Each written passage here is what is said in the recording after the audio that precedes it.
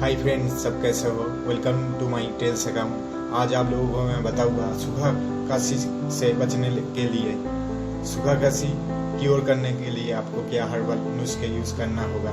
तो इसके लिए आपको लेना पड़ेगा थोड़ा शूट, जो सूखा अदरक है वो, थोड़ा ब्लैक पेपर, थोड़ा जष्टी मधु, थोड़ा दारूचीनी, लौंग, कार्डामोम, थोड़ा सूखा बासक पत्ते, तुलसी का जो मंजरी है ब्रैक्ट वो लेना पड़ेगा, और थोड़ा कालमेघ या एंड्रोग्राफिस। तो ये सब इंग्रेडिएंट्स लेकर आपको उसका अच्छे से पेस्ट बना लेना होगा।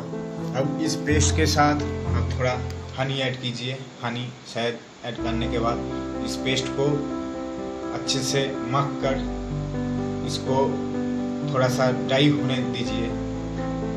ड्राई होने के बाद अब इसका छोटा छोटा टैबलेट कीजिए। टैबलेट करने के बाद एक कांच के बयाम या कांच के कंटेनर में रख दीजिए और एक वायु निरोधक ढकनी से उसको लगा दीजिए।